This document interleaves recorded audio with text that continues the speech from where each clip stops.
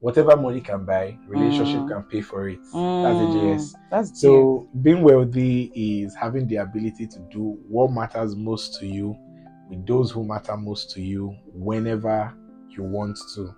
Having a million in savings is a sweeter feeling than having a million in hair. Sorry. Do you get? Deep. Welcome to the Gloryinspires Podcast, where God inspires God's glory to inspire you. Hi guys, welcome back to the Gloryinspires Podcast. I'm Gigi, your host, and I'm super excited to be on this episode. As you can see, I'm not alone today. We have a guest. Yay! It's been a long time coming. We finally have a guest on the podcast, and I'll just let him introduce himself to you. As you can see, we have Dr. Uka. Dr. Uka. Nice to meet you, Dr. Uka, and it's so great to have you on the podcast today. So great to be here too. Thank you so much. Okay, so can you just tell us about yourself? The Inspire Tribe would like to meet you. Okay, my name is Dr. Uka Obasi. I'm a doctor of optometry, also a financial markets trader, analyst, and that's one of the many things I do. Okay, so what other things do you do? Do you want to tell us about them? Okay, let's see. What do? I think I consider myself a little bit of a jack of all trades. I'm a crypto trader. I also trade Forex. Okay. I also do freelance writing. I also have a tribe of writers that do freelance writing too. So I also onboard people to Web3. So I teach about Web3 in my free time. So that's basically it. Really cool. And he's a believer. Yes, I am a believer. The Lord. Yes, I am. Yes. So before we get into the serious part, let's just play a game, rapid fire. So yes. Okay. Okay. So the first question. So the rules are: I'll ask you a question. You have to answer me like as fast as possible. Don't think too much about it. All right. Okay. So if not optometry, what else? Finance. You're going to finance? Yes, full-time finance and business school. Yeah. Oh, that's really cool. Okay, so describe Dr. Uka in 3 words. Curious, people, faith. Faith, nice. Curious people, faith. That sounds like the tagline for YouTube channel. Are you sure you'll not start your YouTube channel? Okay, so it's really nice to have you again, Dr. Uka. Thank you so much. Today's episode is titled Smart Money Use, and I'm sure you've seen that already. And what it's really about is, as young people, we're usually encouraged or we're usually told that we have to be responsible. I made an episode recently about adulting, and one of the major things you need to adult properly is money and to have a good knowledge about money.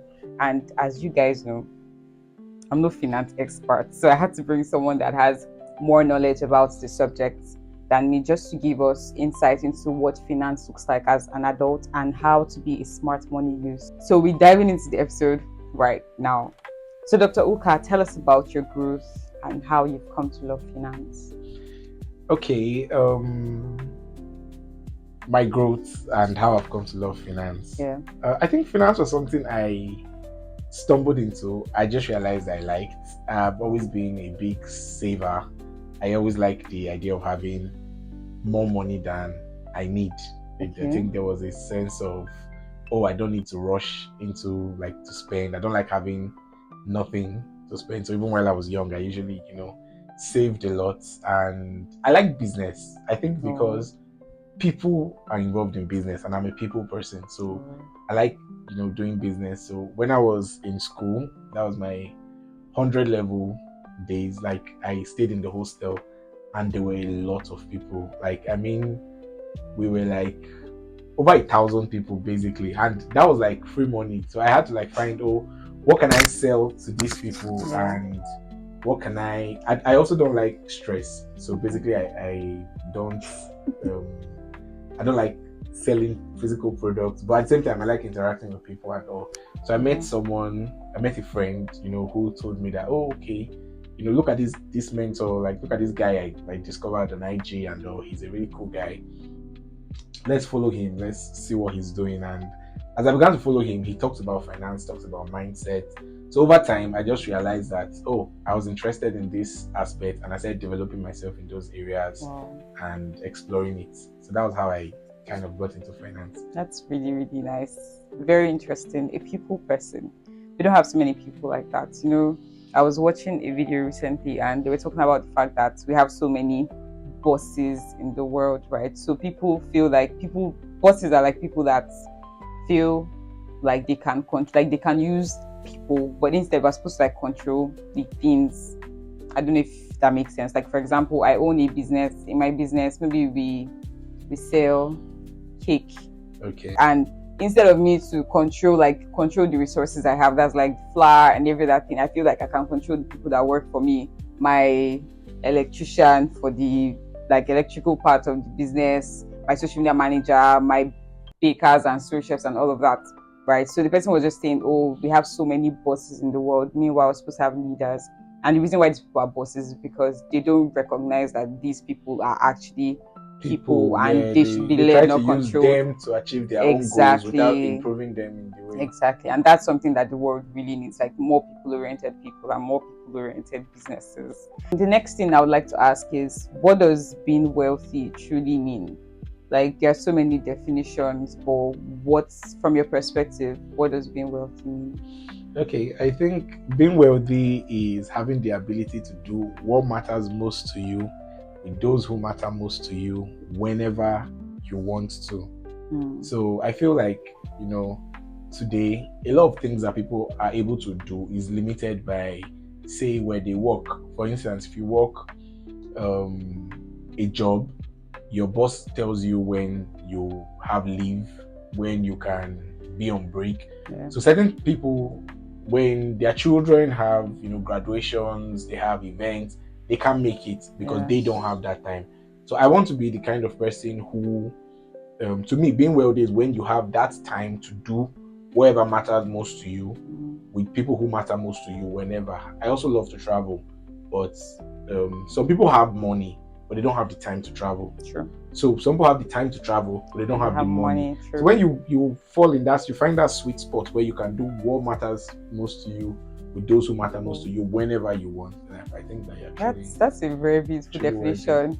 And it's not even talking about just money, because most times when people say wealth, what comes to mind is just money. Like, I have money to get whatever I want. Yeah. And recently I've been learning that wealth even goes beyond money. There's relational wealth, that's you having people in your space. Yes.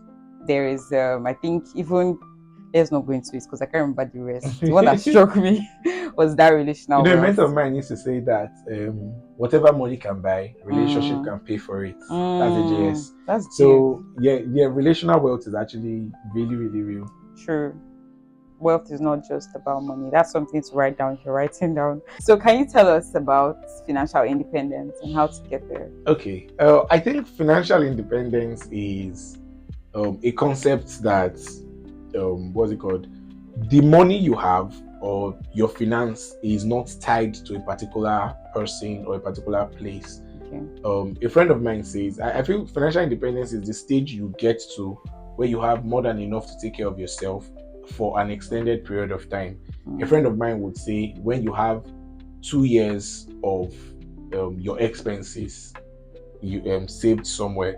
So I feel financial independence is just when you get to that state where you're not going from hand to mouth, and you also have a large reserve, so you can go a very long time without needing to make more money. Or even if you get to a place where you can't work, let's say you fall ill, let's say you just are not able to work, but you have enough or you have systems that make sure that they are continuously bringing money for you, even without your active involvement. And so that allows you to stay a very long period of time without really needing money. So I feel like that's when you have achieved financial independence. So your money keeps coming independent of you. Oh, yes.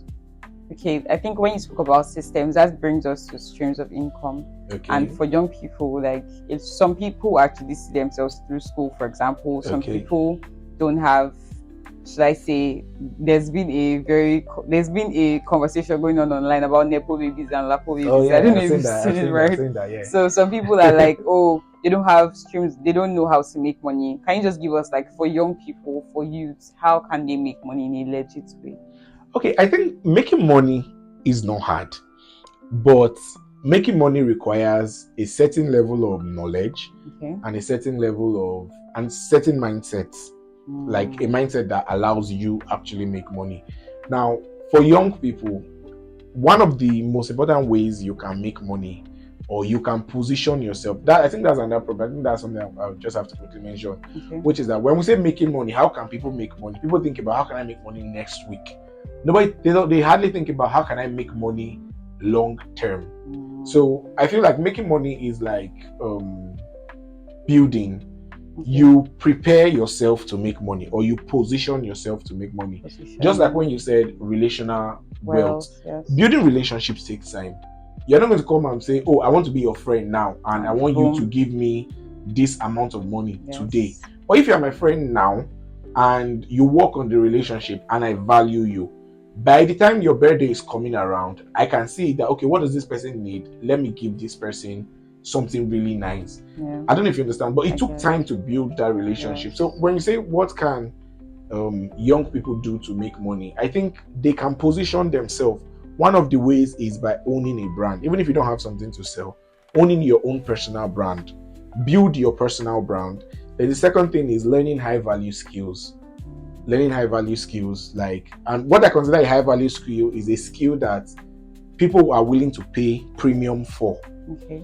And the thing is, high value skills, you don't learn them in 2 weeks, 3 weeks, a month. It takes time. So when you're thinking about, what can I do? Content creation is a high value skill, because you can be a content creator for top brands. True. Banks have content creators. Yes. Almost everybody thing you think now about has content creators. Yes. Then even graphics, even web design, even like there's so much, that's going in. Even being smart is a high value skill, because there are YouTube channels that teach people but their courses, like they explain concepts. So students go there to clarify your concept, and YouTube pays them. So being smart is a high value skill. If you're even able to teach, how like back then people had like lesson teachers. So even in university, there are people who you can pay a student and they teach you. That's a high value skill. So brand yourself, have a high value skill, and be ready to sell it. Ready to put yourself out there, because if you don't sell it, nobody's going to buy. So that's I think that's like the mindset and things that you need to really work on to make money. So just recapping, you said we should build a personal brand. Get a high value skill. Get a high value skill. And exactly. Sell what you've packaged yourself as a product. Sell that product. I'm a trustworthy brand, and you can, I can shout out to your brand. True. You can give me PR packages. I have a high value skill. I can, put your skill out there. Many people have a high value skill, but they expect people to know that their skill is worth something. So put yourself out there. That can even be you working for free. You can, once you put, like for instance, now you give out your skills for free. Someone sees it and they want it, and tell them that, oh, I gave it out for free because I like this brand, or I believed in their vision. No, but if I am to do it for you, here is my pricing. You get that? Yeah. So put yourself out there too. And even if you have to do things for free to put yourself out there, make sure you put yourself out there. That makes so much sense. And I think that people also have to understand that these things are not magical. Like, there's nothing good that just comes out of the air suddenly. So it takes time. It takes time for people to trust your brand. It takes time for you to even build or groom yourself in whatever skill it is you're trying to get, right? Yes. So I think that's one reason why people go into a lot of, I wanted to say diabolical, but actually diabolical ways of making money, because they just want to get money fast. They just want to start this job today, and tomorrow they want to be trending on Twitter for exactly really like anything worth doing takes time to build a brand. Because the first time you see somebody who, let's say this food critic now, for instance, or anybody else. Basically, wasn't the first day you saw the person that you're like, oh, I like this person's it was content. over time. You saw it again. Like Salem King. Do you get? That's why Salem King is able to even do his creator series, and people are listening, because over time he's always been vulnerable. He's been showing Even Eric, backstory. Eric, the first time I exactly. saw him, I just said, okay, this is another I never guy. But over knew time, him, yes. when he talked on different topics, I was able to say that, okay, I think I like the way this guy Yes, thinks. it's got And substance. do you get what I mean? So the first time, I think there was a time I took a class by Sam Adeyemi, Okay. and he said that if you were doing an advert, like for a normal brand, like for people to patronize you, they need to see your ads a minimum of 9 times. Okay. Like you have to get your stuff in front of your audience a minimum of like 9 times before. So exactly. So if you start and let's say you are publishing weekly, which means it's going to take 9 weeks for somebody to really be convinced that, I think I like this brand. Do you get? So you have to put out in volume so that they can have that chance. Yes, to work and with it. even patronize you. That's really, really nice. Thank you for sharing that. You're welcome. I think let's just go into cryptocurrency. Okay. Yes. So is cryptocurrency a good investment or is it risky? So let me be honest. I'm coming clean, guys. I've never really understood what cryptocurrency is about. And every time anybody I'm just like, please. I don't understand it and I don't care to understand it. But thank God we have someone that understands it in the house. So just let us know, like, what's cryptocurrency? What's it about? Okay. I think the question was not framed right. Okay.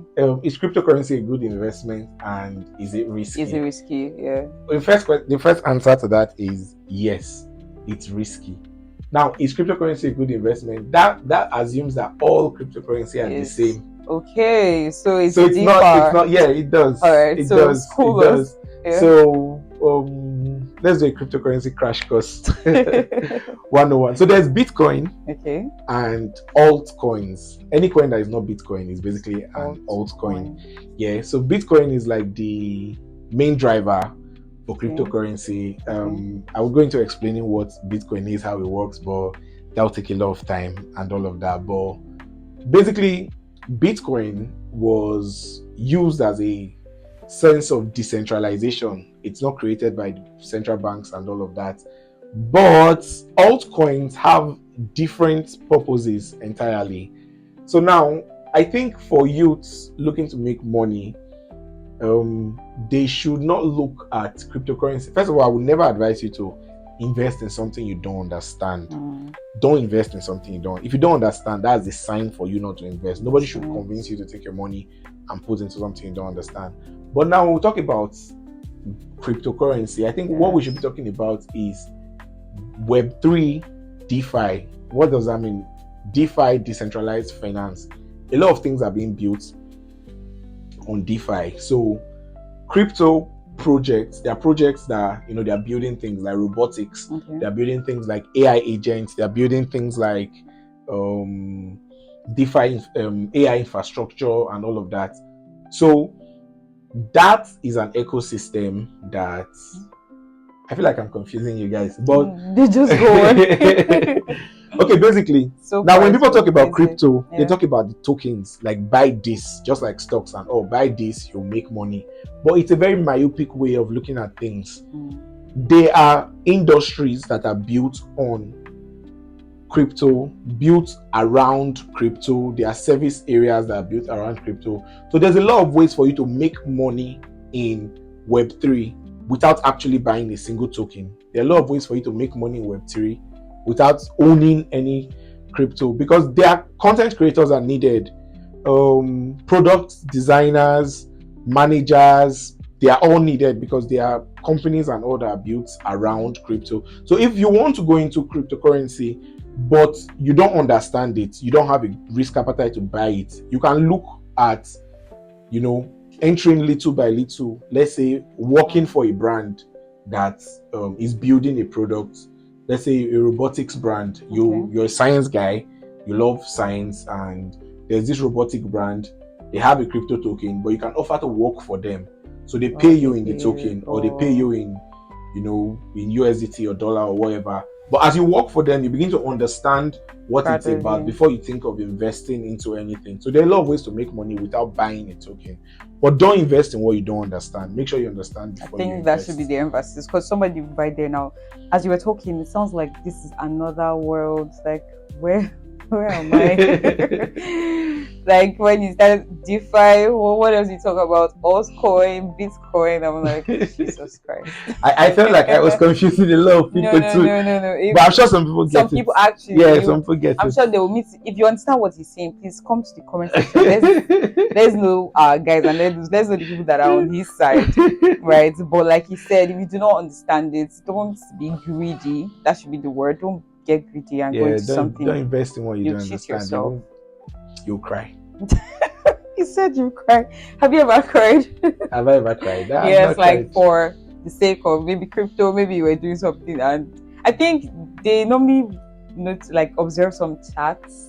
Yeah. It's in crypto, right? Yes. And then some people will be like, oh, they had losses. Oh yeah, there's and stuff like that. So have you cried for that before? Have I cried? No. Have I had losses? Oh, a lot. So you've not cried, just shake it off. I've not cried. Wow, that's really nice. All right.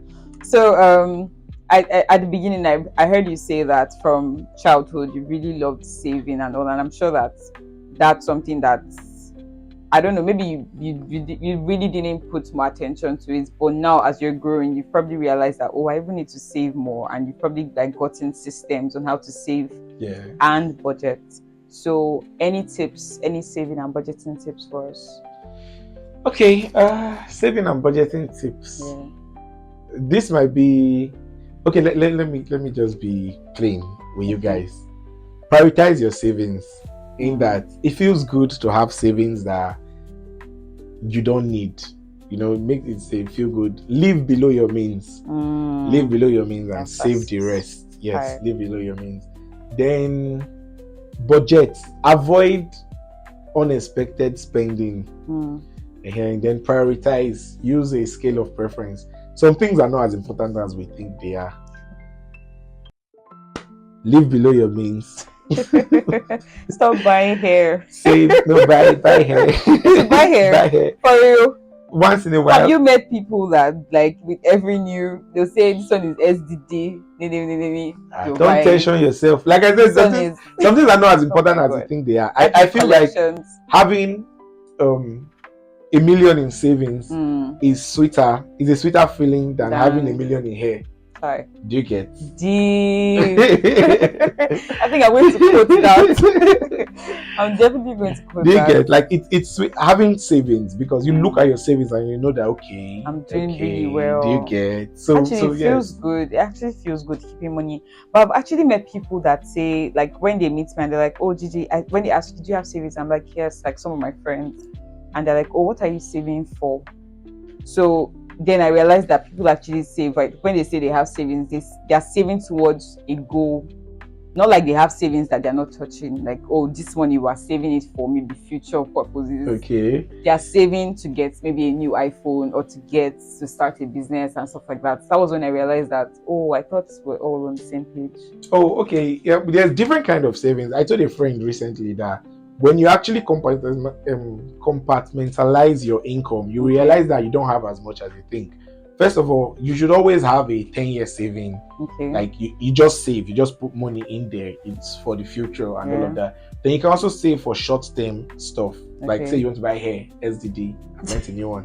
So you save for your hair is different from your longer-term savings. Then that longer-term savings can serve you if there's emergencies. There's something that just happens and you need money immediately, so you don't have to go borrow. So you can do short-term savings, but you should always still have that long-term savings. And you can save for investment, so you can save for business. But whatever you earn, make sure you're saving a portion of it. Gifts, save a portion of it.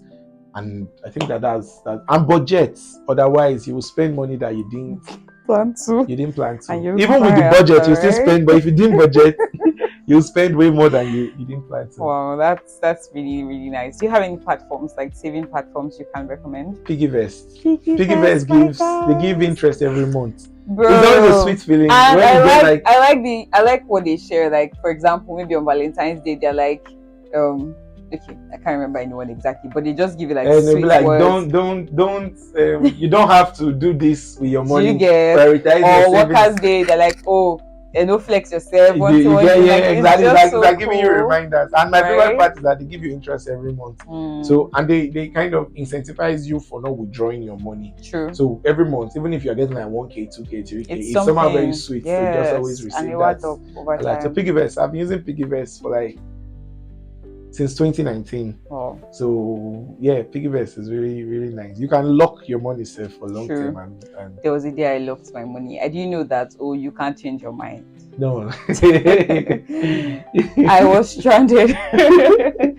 I was like, what? Then I realized, I said, okay, so safe lock is not the place for me if I'm actually going to remove this money soon. I use Flex or I use Target Savings. Okay. So I just keep it to the time I must be very certain that, okay, this is when I'm going to need the money, so that I don't, because I feel like if it's flexible, then I can always like go there and just take my money back, and I'm not building a savings culture that way, right? So Pvest. I also use Risevest.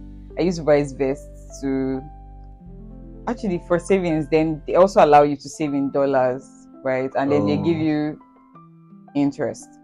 The thing with all these platforms that makes me feel safe is the fact that the interest is not like outrageous, like it's realistic. Yes. Not put 20,000, you get 100,000 in 2 days. Those things that put people in trouble, right? The interest rates are very, very realistic. Because tell me why you put 20k and expect 100k in 2 days. What did your money do? What did you do for them? Like, why are you expecting? If it's not thief, it's theft. It's theft and greed. It usually ends in tears. Always ends in tears. Look at MMM. There was one when we were in 200, I think Loom. I think it was called Loom or so. That was just scam. It was basically you giving your money to the next person and hoping the next person will give you money. What? I didn't even know who created that, but that was just and people actually fell for it. That's a sad thing. And people that time noticed that everybody was like, come and do Loom. You know how people can always evangelize for these things. They can evangelize for these things as long as they make money from it. Yes. But they are very shy to evangelize normally. But once it comes to evangelizing for these things, they can always call the next person and say, come and put your money inside. Thank you so much, Uka. It's been a very, very insightful episode. I have some questions to ask you off camera. I'm not sharing with you guys because, I mean, scripture says the husbandman must be the first partaker. So please, guys, let me gain all I can gain off camera. But thank you so much for coming here today. You're welcome. Is there any advice you just want to give us? Like any last words just to advise young people about their finances? It takes time to build wealth, but it doesn't take forever. So in 6 months, a year, you will obviously be more better financially than you are now. So don't pressure yourself. Right. I really hope you guys have enjoyed the episode so far. Right. It's very insightful, very enlightening. He said he has. So meaning they must have enjoyed it even more. So guys, I'm sure you've learned something really, really good today. You've probably even learned something new. Do well to share this episode with somebody. Inspire Tribe, you know how we do it, right? Don't keep good stuff to yourself. Like, share, and subscribe so that when there's something new, you are notified by YouTube or Spotify or Apple Podcasts, depending on the platform you're listening or watching on. Thank you so much for watching again. Thank you, Uka, for joining us again. So that I come away again. I remain Gigi, your host. Bye for now.